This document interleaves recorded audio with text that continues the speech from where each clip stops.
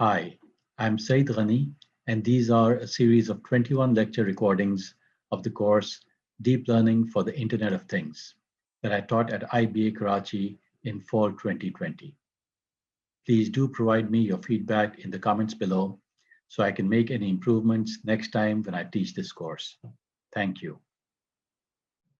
Let me start with a couple of things. First of all, timings मैंने आपको बता दी from 6 to 7:30 will be session 1. We'll have an official inter-session break, which will be from 7:30 to 7:45, and from 7:45 to 9 p.m. will be the second session. All right. So today's topics will be the following. I'm going to start off by talking about the course outline. We'll talk about an overview of deep learning. We'll try to talk a little bit about IoT. We'll talk about neural networks. We'll talk about artificial neural networks, deep neural networks, just an overview. All right. One important thing that I'd like to tell everybody that there are two courses at IBA.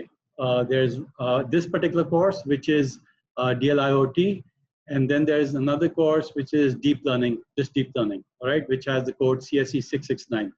Has anybody taken 669? Okay, so these two are barred combinations. Okay, and what that means is that if you take one of these for credit, you can't take the other one for credit. And the reason is primarily because these two courses are very similar. Okay, let me tell you a little bit about my own background. So I'm not, my background is not really in machine learning. Okay, my background is in networks. Okay, most of my PhD students in the past and MS students have been in networks, in sensor networks, in IoT and similar areas. Now, over the last 2 to 3 years, I have taken an interest in deep learning, and that's why this particular course is deep learning for IoT, right? So it's a little bit more applied in nature, okay? Because I'm a practitioner, I'm sort of essentially an engineer, and I like to apply the concepts of deep learning to different fields. One of the fields would be IoT, but it would not simply be IoT. So we will be covering, as you might have seen in the course outline, we have a large number of topics. But there will be a project as well. So I would encourage some of you to actually pick up a project in IoT if possible, but it's not going to be restricted to that. I've taught this course a couple of times before, okay? So this is my third time that I'm teaching this. So that's very briefly the course outline. Let's take a deeper look at the course outline. So this course is both for MS and PhD students. How many are there? There's, I think, one PhD student over here. Okay, a few, all right. So this is a 600 level course. 600 level courses are typically for PhD students. It's designed as a PhD level course, but it's not restricted. So MS students are completely welcome. But the difference between a 600 and a 500 course at IBA is essentially that 600 requires, it's a little bit more research oriented, okay? And what that means is that I will be expecting a research paper to be written by you at the end of the semester. Starting from, we'll be introducing that as we go along, and it could be applied. So for if there's anybody who's a PhD student taking it for credit, I would recommend that you, and if deep learning is your area of research, I would recommend that you try to look at the theory of deep learning, all right, and try to come up with new research areas in deep learning. But for most of you, I presume you're all MS students, presumably not going to be going for a PhD. Some of you may be going for a PhD. You may be looking at applied projects. Okay, so you may take a particular problem. Okay, it could be a local problem, a Pakistani-based problem, in which the data set may be available. All right, and you could apply a deep learning algorithm to it. Okay, but one of those two things has to be new. Either the algorithm has to be new. In other words, you could come up with your own algorithm, which is probably more appropriate for the PhD students. But alternatively, what you could do is come up with a data set which is new. Okay, so some of you may be, I hope presumably most of you are working in companies. You already in the field, and you may have access to to data sets which are in your particular industry. Okay, in the past, we've had students having an agreement with their company and encouraging their company to enter into an agreement with IBA so that they could actually use their data set and apply deep learning algorithms to predictive problems, predictions, whatever the case could be. It could be the financial industry, it could be the a wide variety of industry. So you could think about those, what the project could be. Now the topics in this particular course can be somewhat modified, okay? So if you look at the list of topics, as I said over here, these are potential topics. If you have suggestions, and this is a rapidly changing field, so there could be topics which, as we go through the semester, we come across new. I'm going to take this out because right now. But as you go through this course, you might come up with new topics, and you might want to suggest that we include that in this course outline. Okay, so we can include those because again, this is a research-oriented course. I will be giving you a lot of research material. I myself am doing research in this area. So right now I have 6 PhD students. 3 of them are typically in the network area, and 3 of them are in applying deep learning to networks. Some of them are completely doing deep learning research. Some of them are applying deep learning to networks. So for example, one of my PhD students is working on health. Okay, so she's working on trying to identify OCD. That's a mental health problem. Trying to identify OCD, obsessive compulsive disorder, through use of deep learning. All right, and the way they do it is by using sensors on hand, so smartwatches or other techniques. And that's an example of using IoT to and applying deep learning to be able to predict certain phenomena. Recently, we also got some funding on that. So this is a very hot area. Health and deep learning and machine learning is a very important area in the future. Another one of my students is working with the US-based companies and trying to get some serious venture capital funding. And he's working in the area of the very old area, which is self-driving. All right, old in the sense that it's been around for now quite a few years. And the company that we're working with is providing solutions to companies like Tesla and Waymo, right? And what they do is they try, so we'll talk about this later in more detail, but basically one of the issues in self-driving is that you need to be able to figure out, you need to be able to take images and to be able to label them, all right? Now that's a huge problem. If you think about it, whenever you have self-driving, what happens is that you have all these sensors, you've got cameras, you've got LiDAR equipment, you've got audio sensors and so on that are coming in, and then you're trying to predict where the car should go. Okay. Now, that's a typical problem, what is called supervised learning. So in supervised learning, what happens is that somebody has to tell the system what is the correct answer. All right. So they have to have labeling. So if you have a road map, somebody has to go around and label it and say, okay, this is the road, all right? This is a stop sign, this is a signal, and this is a pathway, and this is a human person coming in. And all of this has to be labeled. And once you've done the labeling, then the car can figure out whether you're supposed to stop over there, or you're supposed to take, if the road is moving towards the right, you're supposed to move to the right, left, and so on. If it's pedestrian comes in the way, you're supposed to stop, right? So, so this is a huge problem.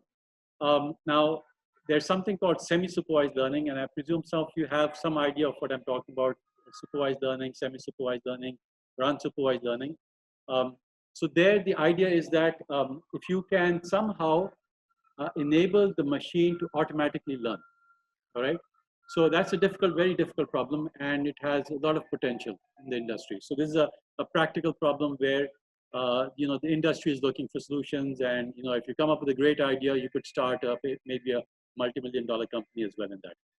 So these are 2 examples of some of the research that we're doing, and I hope that some of you will pick up some of these ideas and work on them. So we'll be looking at a lot of these areas. We'll be looking at different algorithms. You must have seen some of these CNN convolutional neural networks, and there's a whole bunch of algorithms.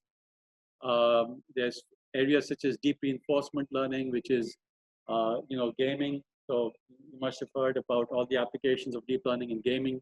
We'll be looking at that. Then we'll be looking at a lot of applications in IoT as well. For example, smart homes. If you can come up with a project for smart homes where you have a home where there's sensors deployed and you want to be able to predict, what should the temperature should be, so that you can conserve energy. There's smart cities, intelligent transport. I've already talked about healthcare. I've already talked about. So these are a lot of the applications of deep learning. All right, and as I've already mentioned, we'll have a research paper where I'll also help you in writing that, and we'll have individual discussions as well. And depending on how many students we have, we'll probably have to. I generally prefer that you work individually because whenever 2 or 3 people work on the project, one person is doing the work and the other 2 people are providing the team. All right, unfortunately. But if that's not the case, we can still have group projects. But I would still prefer if you work individually on projects. Okay. Homework assignments, as you've already seen, the first homework assignment has already been given out. I will, if you look at the grading, there won't be any midterm. So if you're familiar with the IBA structure, we've always had a midterm. In fact, you used to have more than one midterms in the past. But because of this particular semester, we're not going to have a midterm. We're only going to have one final exam, which is going to be on campus, going to be conducted sometime between 1st January to 10th January, something like that. Research paper and homework assignments would be approximately, there'll probably be about 8 to 10 homework assignments, all right? Because I want to free up the last 1/3 of the semester for you to focus on the research. So probably the first half to 2/3 of the semester, you'll be doing a lot of assignments. Okay, so the first assignment is released right here. Because we don't have these, this up from here.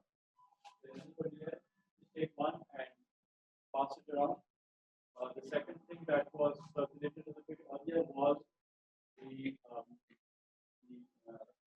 course outline. Anybody missing that? Just pass it around.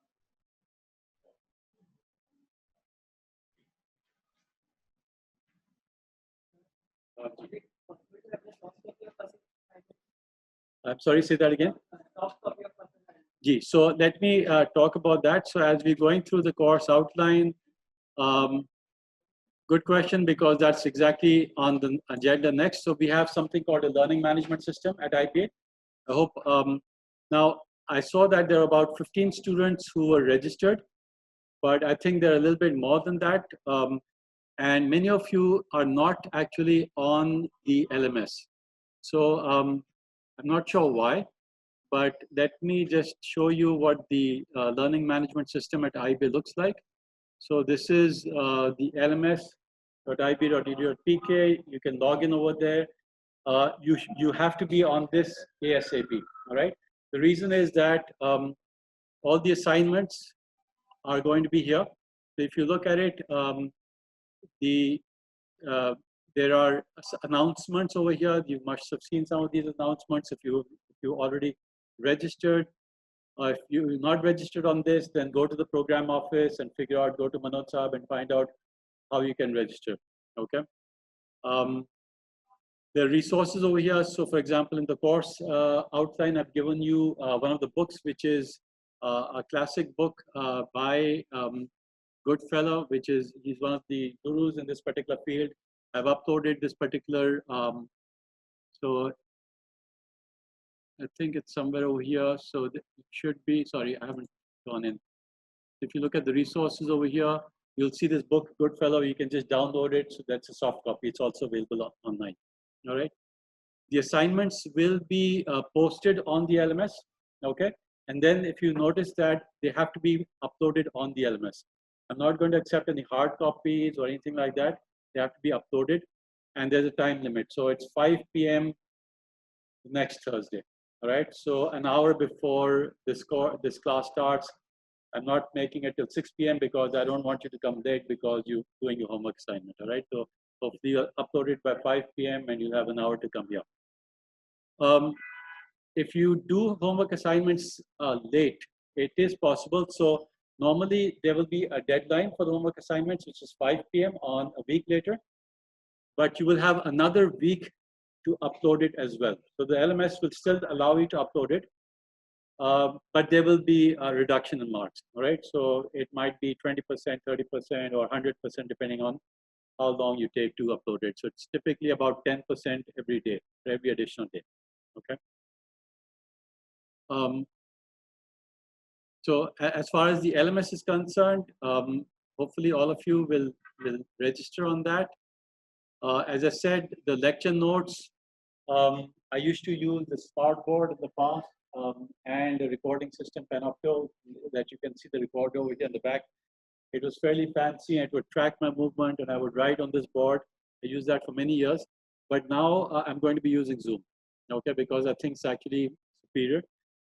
Everything that I'm saying is hopefully getting recorded. If I do a stop share over here, yes, the recording is still on. And the nice thing about this is that everything that I'm going to be writing, I'm going to be using a Wacom tablet. So I don't need to use the smartboard, okay? And you'll be able to get the PDF of that as well, which I'll normally upload, okay? So there's lots of backup help available to you. As I said, reading assignments will be from this particular book. This is a classic book, and it's almost like you know, the Bible these days that you might think of in deep learning. It's a very extensive book. It's about this thick, but I'm not going to be covering it in a lot of detail. All right. As I said, the idea of this particular course is that it's a bit more applied. Okay. So whenever we look at an algorithm, the idea is to be able to understand the algorithm in sufficient depth so that you can apply this algorithm to interesting problems. And you can also modify that algorithm to some extent, okay? But, you know, that's about it, okay? I'm not going to be spending too much time on just the mathematical derivations. Some of the other courses have done that, but this particular course, that's the difference between this course and maybe the deep learning course that Dr. Tariq typically teaches and some of my other colleagues, okay?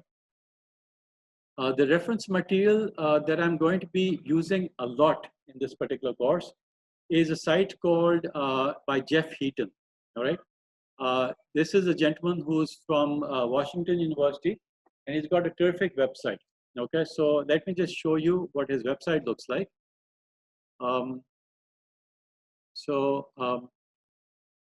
This is Jeff Heaton, not to be confused with Jeff Hinton, who's a major guru in deep learning.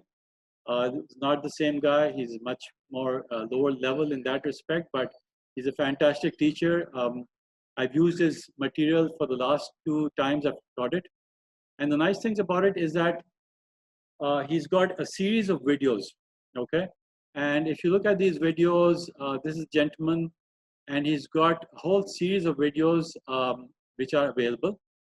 So if you look at the contents of these videos, these are typically 10, 15-minute videos, and they go through about 14 sessions. Each one of those sessions has got 5 or 6 sub-videos.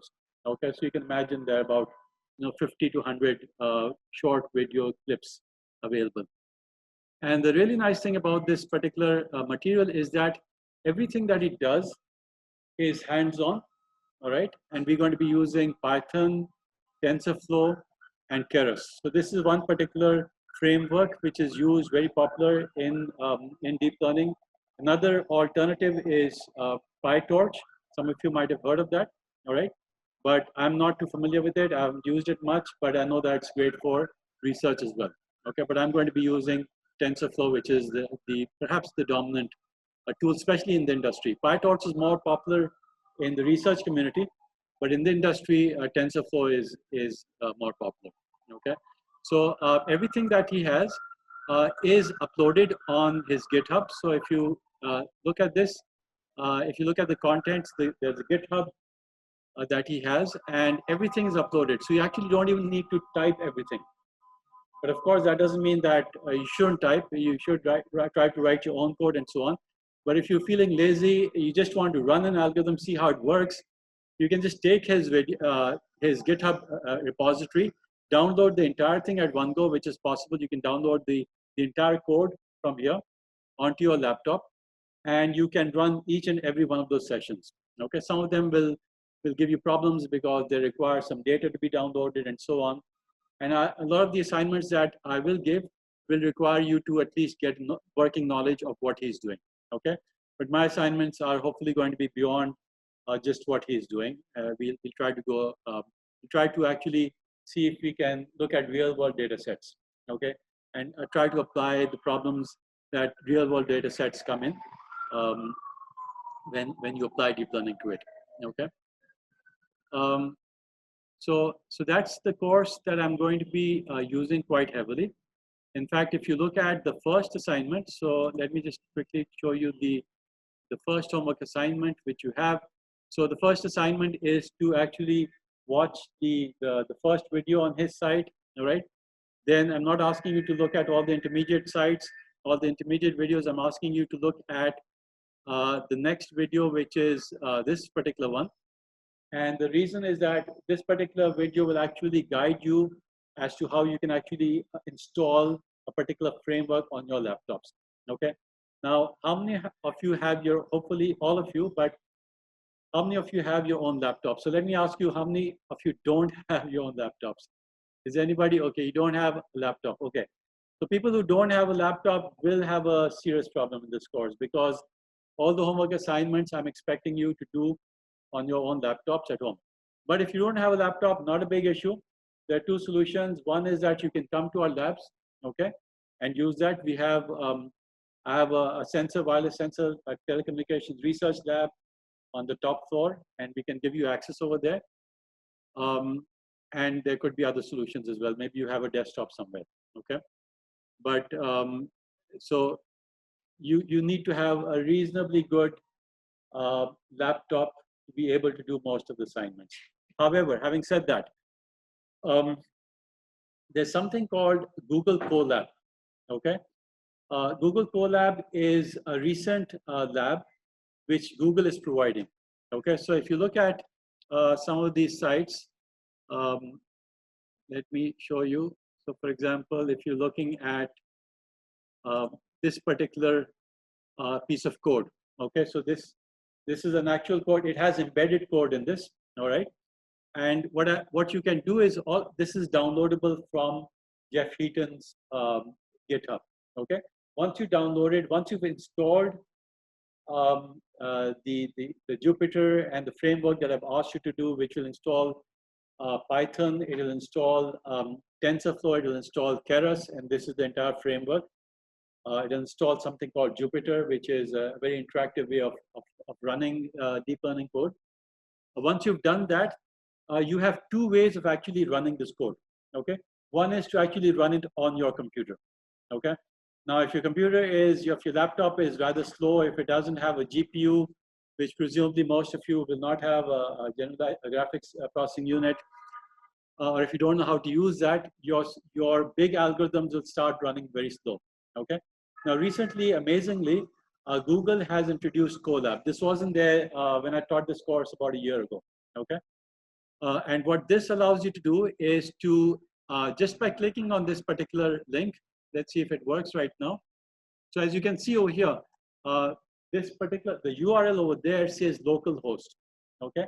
What that means is this is running on my computer, okay? So let me run a particular example. So if I try to run this particular code, okay, and I'll first reset, restart, and clear output. So just let you know how it's done. Restart and clear all output. You'll see that this particular code no longer has a particular line number, all right? Which basically means that this code hasn't been run yet, okay? Now, if I try to run this, and the framework that we're running this is in Jupyter, this interface is called Jupyter. Hopefully you'll have this by the time your homework assignment is done. And you shouldn't really have problems in doing the homework assignment. Everything is essentially given, you know, literally step by step. All you have to do is just blindly, but follow the instructions. Make sure that you're not missing anything, okay? Once you've followed all the instructions, downloaded the right software and so on, unless you have a problem with your laptop being, problems with laptops, otherwise, hopefully this interface should be running. So if you've got this running, let's say if I use a shortcut and I just press Control Enter, you'll see that this is immediately run. And if you can see this, is this visible to everybody? The code that, can everybody see this particular output? Okay. It says not using Google Colab, okay? And that means that I'm actually running this on my computer. Now, if I don't have a laptop, which was able to install this, so if you are unable to install all of this on your own laptop, you still have a solution, and the solution is to use Google Colab. Okay, so I'll click this, and this will require a few steps. You must have a Gmail account, okay, and it will ask you some privacy questions that will probably say, okay, you need to the first time around, you need to copy and give it access to your hard drive, or give access to your Gmail details, but Google already has that.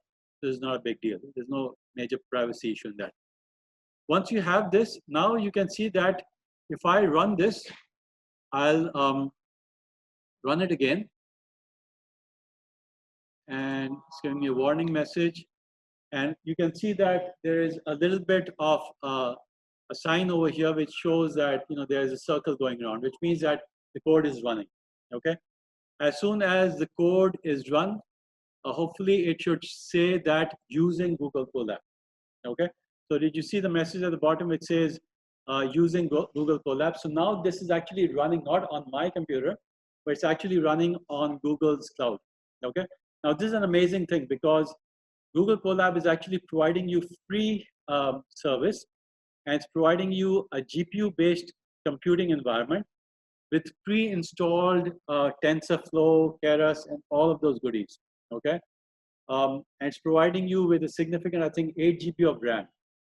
So this is a huge resource. If you try to take this from AWS or some other site, they'll probably charge you an arm and a leg. But this is being Google has all of these deep pockets, and they're able to give this, to the entire world free of cost. Maybe sometime later they'll start charging for it. There is a charged version as well on this. So if you want to do something a little bit more fancy, you need to pay money. But unfortunately, that's not accessible from countries like Pakistan. Okay, you can bypass it through a proxy, but I wouldn't do it because then if they find out, they can blacklist you and they know who you are because it's your Gmail account and you could get into trouble, okay, longer term. So this was a little bit about the homework assignment and the environment that we're going to be looking at. Coming back to the course outline, I've given you an idea of the resources that we're going to be working with. Any questions about the course outline? Okay, now is a good time for me to actually take a small break from talking, and what I'd like to do is actually listen to you.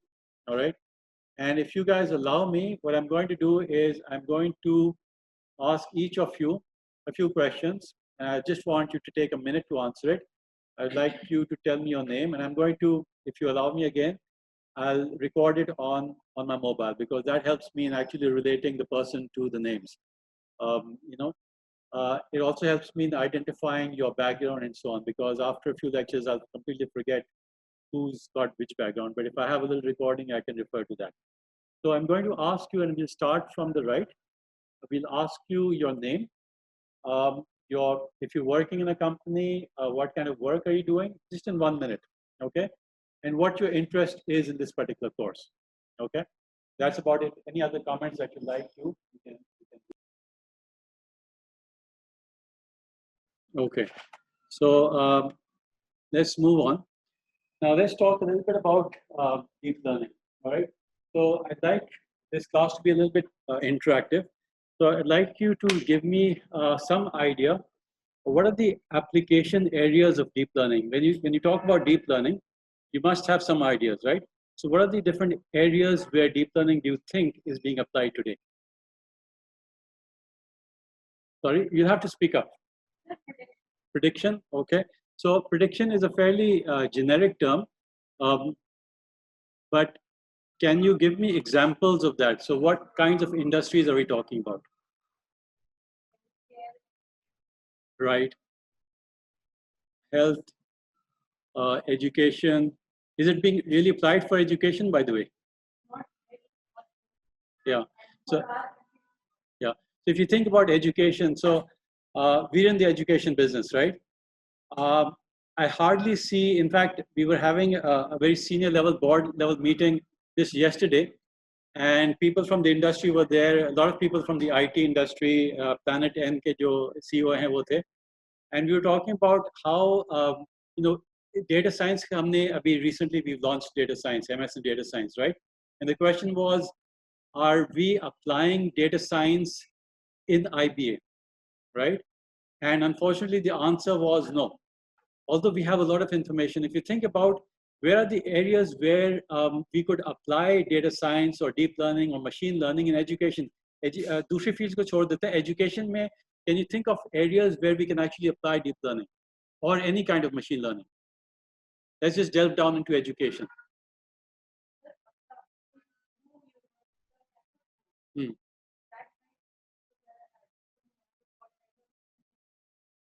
Okay. So you could take data, local data about the particular location, or you could take data from all over Pakistan and try to see what would be the most appropriate place to start a university. But let's say you already have a university, let's say IBA hai. Where could IBA use data science or machine learning?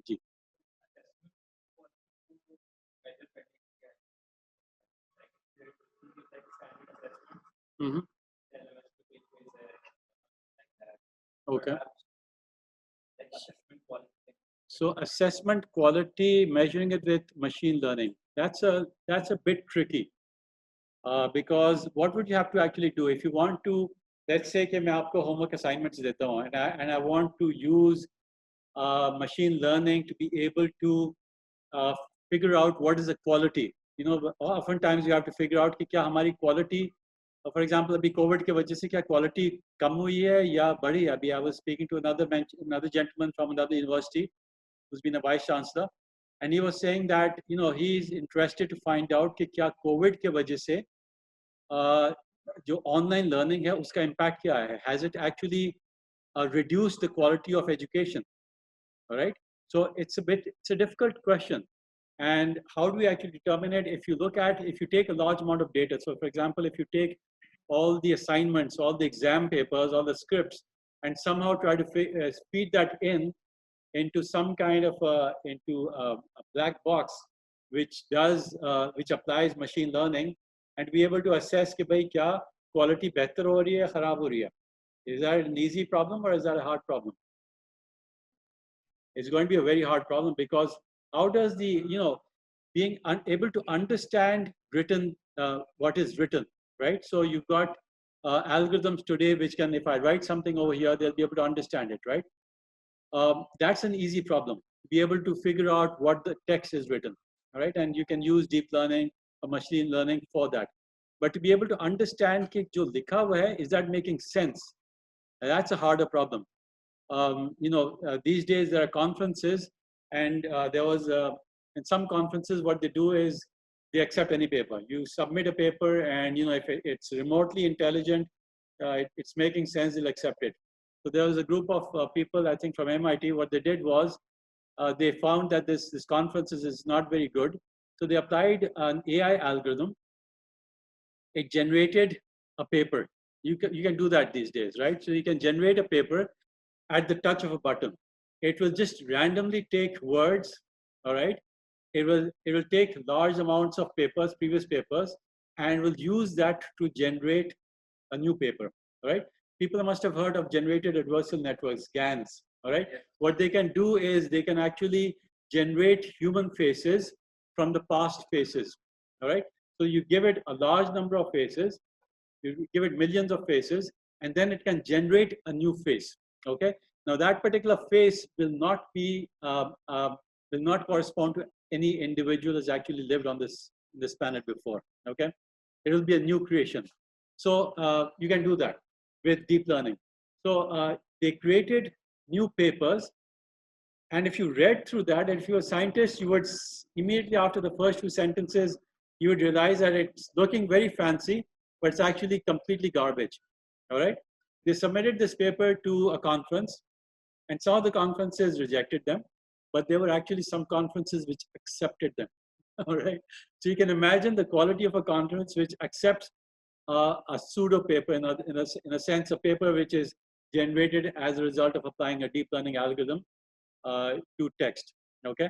So coming back to the question is, okay, it's very hard to actually take text and to be able to see whether the quality of what you've written in what you've submitted in the examination is actually making sense.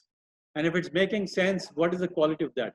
You know, it's very hard to actually give you a grade. If we ask you to write a paper, if it's let's say an English grammar and composition course, and we ask you to write a paper, and you write a paper, and I give that to a DL engine and ask it to grade you, it's very difficult. They might be able to figure out what you've written. Your handwriting text might be able to figure out, but it will not be able to actually figure out what is the quality of that. It may not be able to give you an A or B or C based on the quality of your argument or your judgment. It may be able to tell you कि भाई grammatically how good it is. तो वहां तक तो पहुंच जाएंगे. Syntactically, semantically, हो सकता है किसी हद तक हम पहुंच जाएं. But really, the quality of the paper, that's difficult. Okay, so those are the upper limits of where we stand right now. But think of another example. Suppose that we have large amounts of data. We've got data about students who are applying to IBA. All right. आप सबने जब apply किया तो we've got your background, right? We know whether you've done inter, we've got your A levels, आपका scores क्या है. What are we trying to do with that data? When we take you through इस दफा तो आप लोग ने शायद test नहीं दिया, लेकिन normally when you give a test, what is IBA trying to predict?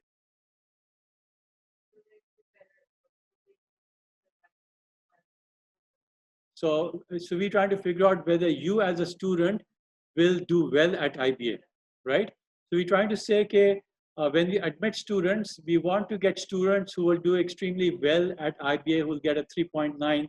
Ideally, if we can get all students and they're all, 3.5 and above CGPAs. Do you think that's the right assessment? That's the right objective?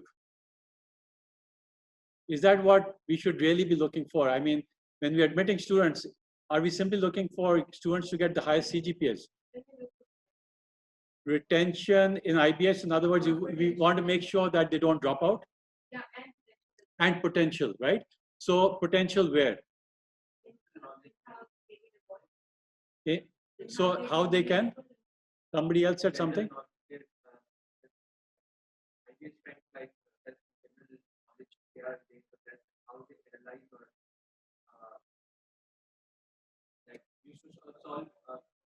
Their ability to solve problems at IBA, right? But is that all? I mean, are we simply preparing you for IBA? For life, right? We're trying to prepare you for life. So what happens after IBA? Is there life after IBA? Right? There is life after IBA, right? In fact, in the annual report now we have a section called not alumni, but life after IBA. So what we're trying to actually prepare you for is for the industry, right? For either teaching or for going on for higher education or actually working in the industry. So what we're looking for, so how do we gauge that? How should we assess you as individuals? How would we do that? अगर हम industry का आपका potential देखना चाह रहे हैं, तो फिर हमको किस तरह करेंगे? At the time of application. Well, look at the big picture. Let's say IBA has got a lot of data, right? We are the education business. We have a lot of data. So what do we want from students? What is the ideal student? If you're applying data science and machine learning, all right? Who are very good. So we're looking for successful people. A lot of times it is said that wo jo A students, they're not very successful in life. Sometimes there's a thinking that the A students work for B students, and the B students work for C students, and the C students work for D students who eventually become politicians, right? Something like that. So, but we're looking for people who are actually successful. And of course, that's a difficult question. What do you mean by success? Does success mean that you're going to be making a lot of money.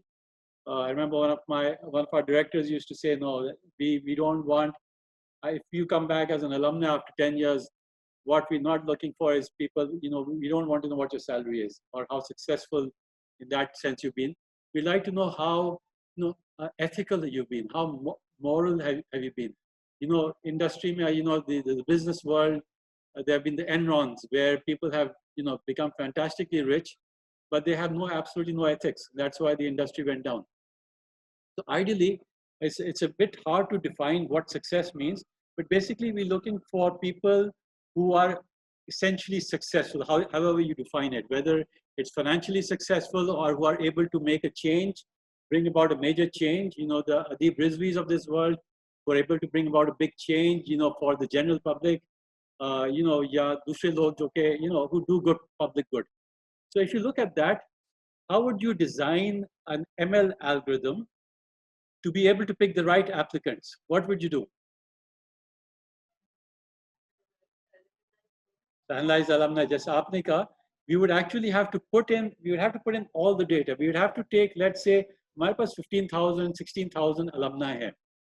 Now, if we have all that data and we could give some details of them and we could do some labeling, right? So we could say, okay, here are these people who became CEOs. So we have, IBA has typically for multinationals, about 20% of multinationals are headed by IBA grads. That might be of interest to you if you don't know that.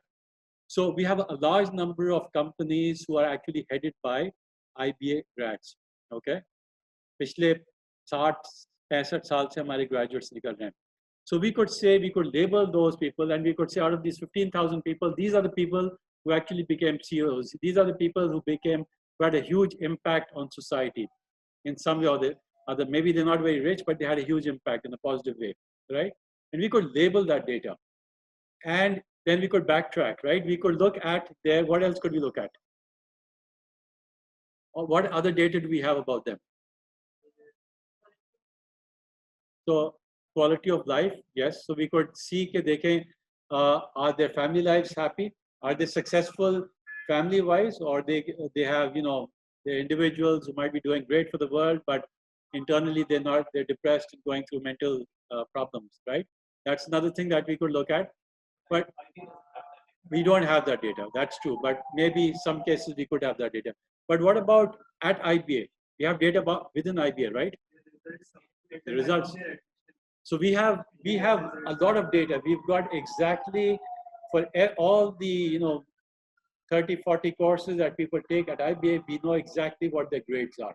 Okay, so we could feed in all of that data, and we could say how they perform, not just in the final exam, how they performed in the first midterm, in the first quiz, all the way to the final exam. The entire grade sheet could be there. Okay, how they performed in different types of courses. Did they do well in English courses, in the humanities and social sciences? If you look at people like Steve Jobs and Bill Gates, they were some of these people are dropouts, and some of them did well, extremely well, because of not the technical courses that they took. So, for example, Steve Jobs found a course. He took some course at Harvard in a completely different discipline, right? If you read up a little bit about him or seen some of his videos, he took a course. He happened to sit in a course where there was graphics being taught, and when he got that idea, he got the idea about how to make the Mac brilliant in terms of its user interface and so on. So it's not just which courses did they take, but how did they do well in those courses? Which courses did they perhaps just sit on and they got interest in that? All of that data could be coming in. Okay. उसके अलावा और हमारे पास और क्या data होता है students के बारे में? Attendance होता है. So are they great at attendance, or are they always late? And so on. What else? Extracurricular, very important. So are they sports? Are they into sports? Are they into vice presidents of the different societies? We've got about a couple of dozen different societies. Are they taking part in that? Are they taking part in a whole variety of different areas? What else do we have data on? Very good. Absolutely. So socioeconomic background in terms of how wealthy are they? So although this is a little bit sensitive, but you could feed in that data. Did they apply for scholarships? And you could anonymize it. So a lot of times you need to anonymize the data. So We can't, so nobody sitting somewhere can actually say, okay, this guy is, I can trace this guy, and now I know where he is, but because of all of this data, I can actually figure out that he did something wrong. Okay, so anonymizing is very important. Whenever you take data, one of the things that you do is anonymize it, which means that all the important data is there, but we don't have their names, we don't have their CNIC numbers, we don't have any way of actually tracing that particular individual down so that it can be misused. Okay, so we could have data about whether they applied for scholarship, whether they ran into scholarship problems, whether they paid their fees on time, and so on. So socioeconomic backgrounds, हमें यही पता है कि वो कहाँ पर रहते हैं, right? So we have your addresses when you apply to IBA. We have all of that data. Okay, so we know which particular part of the city you're living in, and so on. What other data do we have? So that's normally, that data is normally not there, but if you voluntarily ask people, you could get that data. All right. That's true. So actually at IBA, somewhere that data is there, although it's not centralized. But if you look at different corners, have you applied for a pass? Have you applied for a vehicle pass? So that would immediately tell you, these are the people who are actually are reasonably well off. They've got their own cars, or they've got chauffeur-driven cars, and so on. What else? What other data do we have? आप जो apply करते हैं, आपका कौन सा data आता है? वो तो आप भूल ही गए ना. तो आपका सारा जो background data है, so your intermediate results, your A-level results, and so on. Okay, and your grades from so your before you came to IB, you have all of that data. Now imagine that once you have all of this data and it's spread over an entire lifetime. Okay, it's starting from the time when you're perhaps in matric or O levels, and going all the way up till some of the the alumni have even passed away. They've become CEOs and they've eventually passed away. So you've got a lifetime of data. Now, if you could use that data and truly, just education, and the bottom line that I'm trying to tell you is that we're not really using this data. If we wanted to use this data to be able to find out who is the best applicant, we might come up with very different results. Do you think that the process for inducting students at IBA, do you think it would change or it would remain the same if you use this data? And if our objective was now different, our objective is not to find students who are best at somehow getting the highest CGPA, but who are eventually most successful in life, depending on how we quote unquote define success, right? Do you think our admissions process would change? It would change. Believe me, it would change completely, right? Instead of testing bookish knowledge, how well can that particular student repeat, answers, or cram up and go to Anis Hussain and try to figure out how to beat the IBA system, you would actually find out the people who are, maybe people who don't do so well, but they're coming from maybe not so good socioeconomic background, but come to a very tough life, right? They struggle, and that can be depicted because of various data. We might have data about their socioeconomic background, about how they struggled, their financial aid situation. Once they got out, we even have information about what is your first salary, okay, anonymized again. And then eventually how they did. So maybe your first salary of that particular student, of that applicant, wasn't so good, but after 5 years, maybe that particular person had that ability to work hard, okay? And eventually that person became, the CEO of his company, all right? Or maybe had a huge impact on life as we know it in Pakistan or worldwide, okay? So you understand that data, if it is used properly and used wisely in the right machine learning algorithm, can be extremely powerful, okay? And there's just one example of how it can be used, but it is not being used at all. So this is where you have to actually open up your mind and try to think out of the box. कि जो usual algorithms आपको नजर आ रहे हैं, जरूरी नहीं कि आप उन्हीं को repeat करने हैं. There are lots of ways of using the data, and this is a completely changing field, right? So the field is so rapidly changing because data is now becoming extremely widely available. Okay, so if you look at the reason why this particular course is very possibly very interesting is because it's talking about two important areas which are merging together. Okay, if you look at deep learning, one of the things that I'm going to show you this particular slide, which is often used by, first time I saw this was by Andrew Ng, who is one of the gurus in this particular field. What this shows you is that the way the past algorithms, if you compare them to the modern algorithms, the difference is that if you look at, for example, the traditional machine learning algorithms, right? This could be SVM or other algorithms that people have studied. And if you look at, for example, a neural network algorithm, okay, we'll talk much more about neural networks. But if you talk about neural networks or deep neural networks, which is what this course is all about, the basic difference that you see over here is that as you give more and more data, and today, as you know, data is now huge, okay? If you look at the amount of data that we're collecting these days, it's absolutely humongous. अगर आप IoT की बात करें, तो IoT is of course information, Internet of Things, and it's basically relying on sensors. Okay, sensors are going all over the place. So if you look at your mobile phone, abhi us mobile phones mein hi, dozens of sensors are there. So as you're moving around, Google or other service providers who you're connected to are collecting huge amounts of data about you. All right, they're even tracking possibly what you're saying, your geographic location, your the speed at which you're walking, where you're walking, the direction, and so on. You've got apps on your mobile phone that can track how fast you're walking or how many steps you've taken during the day. So all of that data is coming in.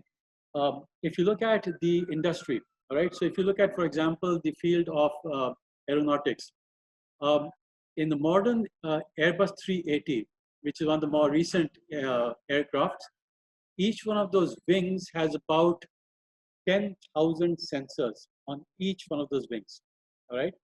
And these are sensors which are tracking a huge amount of data, right? So approximately 1 terabyte of data is generated per day from each one of those aircrafts. 1 terabyte of data, all right? That's got a lot of zeros in front of it. So you can imagine that the amount of data that is being generated simply because the number of sensors have increased. Okay, आप लोग देखते हैं YouTube पर, we can all upload things. All of that is going somewhere. So you can get data which is from decades old. You can get movies which are extremely old. If you look at self-driving, if you look at, for example, Tesla. Tesla has got millions of cars on the road. Each one of those cars is continuously taking in images. Okay, all of that is going into databases. So the amount of data that you have is rapidly increasing. Okay, it's phenomenally, exponentially increasing. Now, the difference between the traditional algorithms is that after a particular point, and this is performance. So this is performance. The performance used to level out. So if I look at this particular, I'm going to use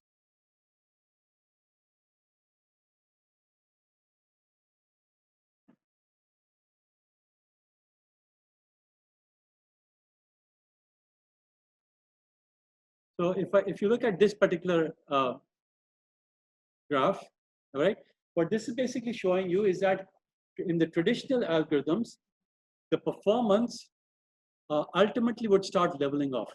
So the more data you give it, there's a certain amount of, there's a certain advantage to this particular data. Initially, the performance goes up, but eventually it starts tapering off, okay? The data doesn't become very useful. For neural networks, the small neural networks, what used to happen is that if I use a different graph over here, this particular, you can see that this particular graph is showing that as the data is increasing, it's taking greater advantage of that data. All right, so the performance is still increasing. But the beauty of deep neural networks is that as you feed in more and more data, all right, so as you keep feeding in more and more data, the terabytes of data, the performance keeps on increasing. Okay, so as you can see in this particular graph, there it's sort of shown, it's not leveling off, it's not tapering off. Okay, it's keep on increasing. Of course, there is a point at which it will level off as well.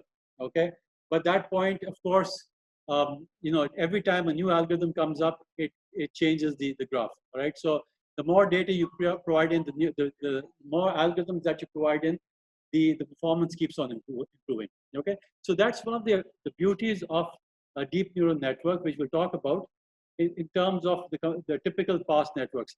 Now, IoT is very interesting, is because IoT is generating a lot of data. Okay, so as I've said, if you look at, for example, the gas pipelines. Gas pipelines today have got sensors installed in all possible locations. All right, because they're taking up the vibrations in those pipelines. अगर कहीं पर sensory information थोड़ा सा change हो रहा है, if there's a change in the typical behavior, then the networks can actually pick that up and try to figure out, is that because perhaps that there is some stress in that particular pipeline, all right, and that could cause a break. Okay, if that causes breaks, then abhi wahi haal hoga jo ki hamare sath ho raha hai ki bhai, Electric is always saying that there's extremely low gas shortage and there's no electricity. So these are areas that we can do preventive maintenance. If you look at the airline industry again, preventive maintenance is a big area. For example, when an aircraft comes in, if you have all of this data, and if you're trying to figure out कि क्या उस airline में कोई problem है कि नहीं, routinely what happens is that there's a bunch of maintenance people who go in and they'll check all the parts of the aircraft, right? They'll go in, they'll check the engine, they'll check different parts of the vehicle, of the aircraft, and they'll try to figure out कि क्या is it safe to go on the next flight. Now, imagine if you were using a machine learning algorithm, all right? All of that data, that terabytes of data is fed into, again, a deep neural network, and it can figure out कि क्या, is there any anomalies, okay? Are there some sensors which are indicating that maybe something is wrong somewhere in the engine, okay? Now that could be a lot more useful than a team of engineers just boarding the aircraft and doing some routine checks, okay? A lot of times when aircrafts go down, what happens is that they find out that इसमें कोई part जो ना कोई पुर्जा खराब हो गया था, and most humans can't actually figure it out. We can figure out if there's an obvious fault, but if there's a slight change in the vibration in one of the in the tail of a plane, that a normal engineer will not be able to figure out, all right? But if you have all of that data fed in, and you can figure out that there is some anomaly over here, then you could actually have a huge impact, not only in saving lives, but actually also in saving time, because now you don't need to have 5 hours of the aircraft lying idle and a team actually physically inspecting it, but all of that could actually be gathered. And even before the aircraft lands, you actually know that it's safe to either go on to the next trip or it's not safe. Okay, so there are lots of advantages that you can think of.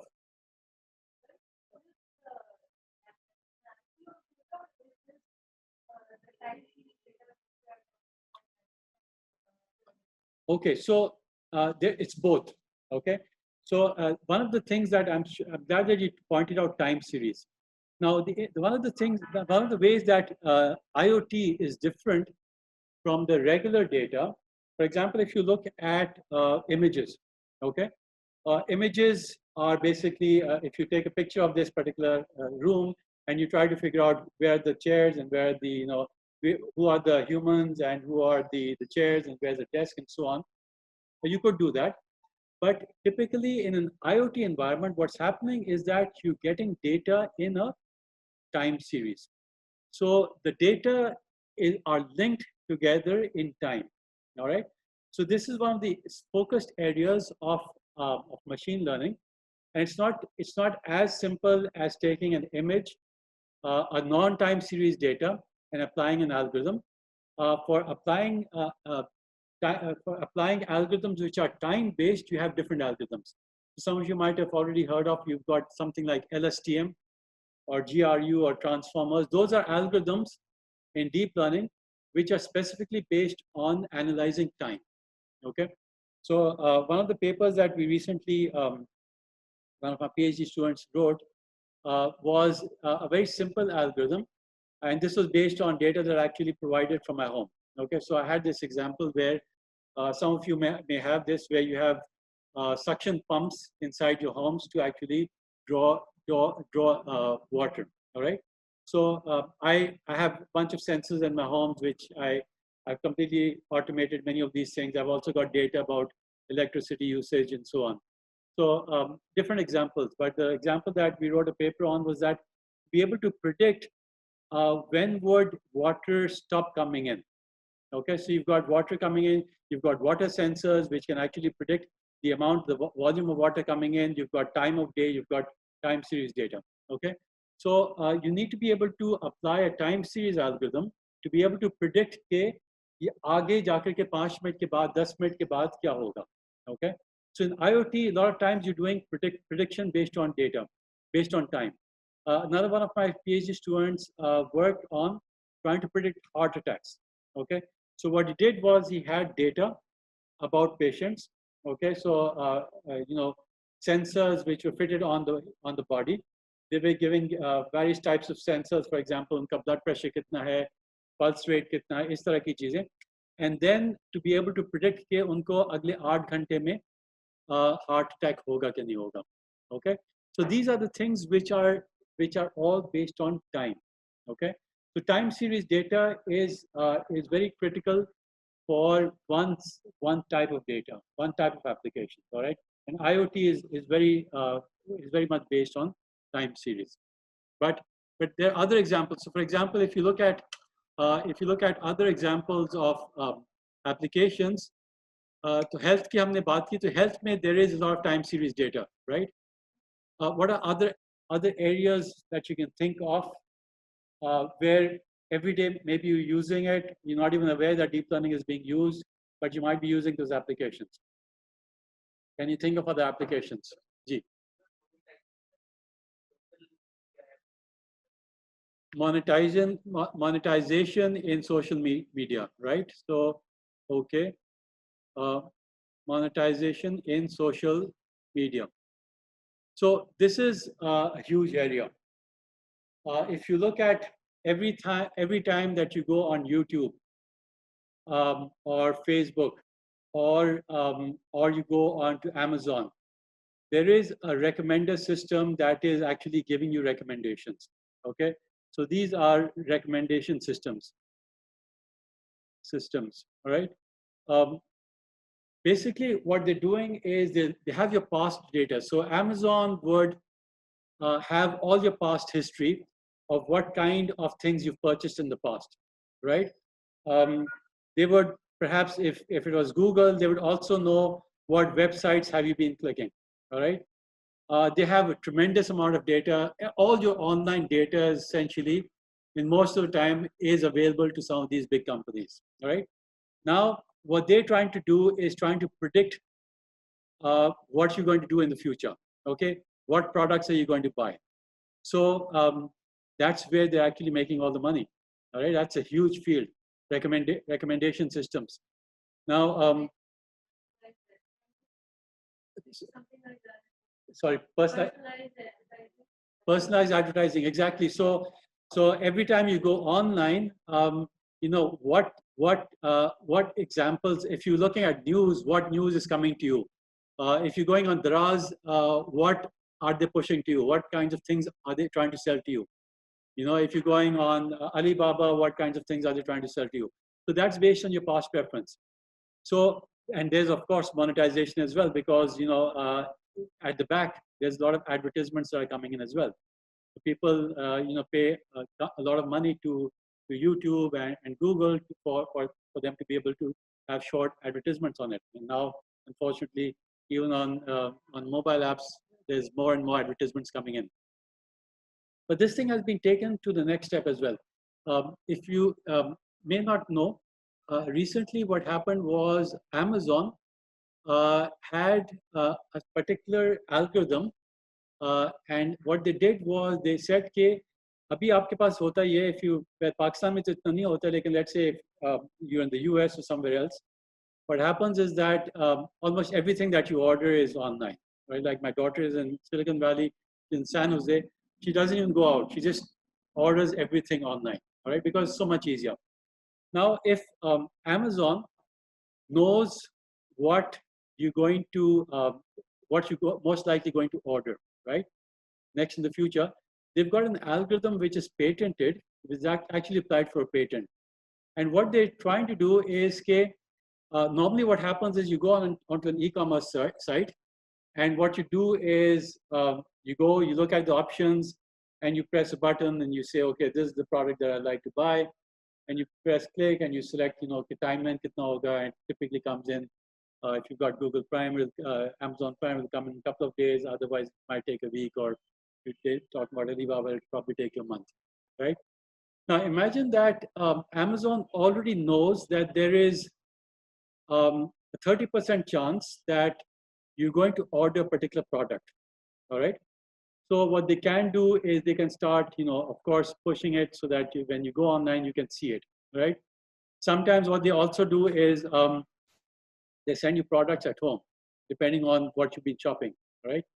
So there's some very weird cases of people who, had things coming into their home advertisement, which was completely surprising for them. Ye kyun mere paas aaya hai? And that was simply because they had been shopping in a particular way recently, all right, or looking at things online. Becomes very awkward at times. Now imagine that 30% becomes 40%, 50%, 60%, 70%, 80%, right? Your accuracy of prediction starts to improve, okay? And your accuracy of prediction is what? If you look at this particular curve, the performance on the vertical is basically your accuracy of prediction, okay?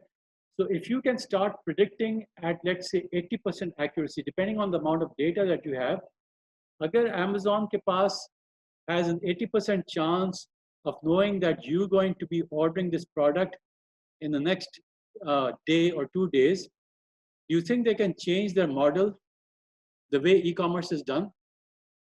E-commerce is right now, the way it's done is that you order, you pay, and the product comes to you after a few days, right? If they've already know that there's an 80% chance that you're going to order this product, do you think that they can actually change the entire e-commerce model? How can they change it? They can actually, so that's what they patented, right? What they're thinking of is कि आप अपने घर में बैठे हैं and आपके पास एक box आया next day and it says, oh, by the way, these are the things that we think you might want to buy, right? It's got some, you're taking, somehow it's figured out, are you taking a deep learning course? So the Goodfellow की book है वो आपके पास आ गई, right? It already knows that because it's been seeing that you've been looking up deep learning lately online, right? Or some other things. You've been buying certain products. It already knows that you are looking for a nice, fancy new mobile phone. And it actually gives you the 2 or 3 models that you've been really looking at online, right? Now it says, okay, we think that there's a high probability that you might buy it. If you don't want to buy it, no problem. But if you want to buy it, it's right there. You can just pick it up off the trolley and you can pay right there and then, and you don't have to wait for a week for it to be delivered, okay? So you can see prediction as the accuracy of prediction, as the accuracy of these models become better and better, it can have a huge impact on the way business is done today, okay? So this is the power of, of prediction that we're foreseeing that's coming in the future.